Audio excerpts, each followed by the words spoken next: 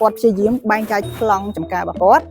ដើម្បីដាំដំណាំចម្រុះបើអានេះស៊ីមួយឯងអញដាក់អានោះវាអត់ស៊ីហើយបើអានេះខូចមួយអាផ្សេងទៀតនៅអាចប្រមូលផលបានបាទការអនុវត្តបែបនេះអាចប្រមូលផលច្រើនដងបាទខ្ញុំមកដល់ចំការរបស់លោកពូហុងនៅស្រុកស្អាងឃុំស្វាយប្រទាលយើងហ្នឹង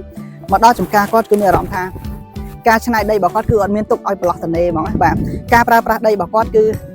ទុកតែផ្លូវដើរមិនអត់ទុកប្រឡោះតនេគឺទុកផ្លូវដើរប៉ុន្តែការប្រើប្រាស់ដីរបស់គាត់គឺធ្វើឲ្យការប្រមូលផលបន្លែរបស់គាត់គឺវិលជុំពេញមួយខែវាមិនបានជាប់មួយខែ30ថ្ងៃទេប៉ុន្តែភាគច្រើនគឺគាត់អាចប្រមូលផលបានខណៈដែលកសិករផ្សេងគេប្រមូលផលអស់មួយពាក់គេរងចាំមួយខែទៀតបានប្រមូលផលទៀតប៉ុន្តែចំពោះគាត់វិញមួយថ្ងៃពីរថ្ងៃគឺប្រមូលផលជាប់រហូត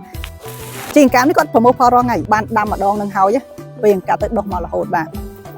ឈ្ងុយខ្លាំងហ្មងបងប្អូនបាទមិនជាងកាមទីហើយស្ពៃក្តោបហើយខាងនេះក៏ស្ពៃក្តោបដែរនិយាយទៅបន្លែនេះពេលប្រមូលផលទៅគឺ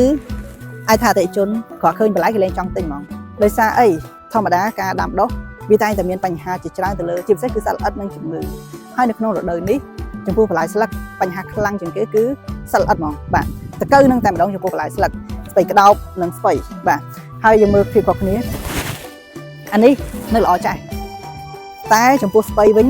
អស់បដូរហើយដោយសារអីគេវាទៅលើសត្វល្អិតចំណីរបស់វាអាចខុសៗគ្នាឃើញបញ្ហានេះដែលធ្វើឲ្យកសិករគាត់ព្យាយាមបែងចែកប្លង់ចំការរបស់គាត់ដើម្បីដាំដំណាំចម្រុះបើអានេះស៊ីមួយឯងអញដាក់អានោះវាអត់ស៊ីហើយបើអានេះខូចមួយអាផ្សេងទៀតនៅអាចប្រមូលផលបានបាទអញ្ចឹងគឺថាគាត់ការអនុវត្តរបស់គាត់ពិតជាគួរឲ្យសរសើរបាទហើយនៅក្នុងផ្ទះសំណាញ់មិញខ្ញុំចូលហើយឥឡូវខ្ញុំចង់ណែនាំបងប្អូនទៅមើលផ្ទះសំណាញ់របស់គាត់ទៀតផ្ទះសំណាញ់នេះគាត់ធ្វើរយៈពេល 5-6 ឆ្នាំមកហើយបាទតាមគាត់ប្រាប់មកដបូលគឺយើងប្រើខែដបូល UV protection ដបូលកស៊ូប៉ុន្តែវា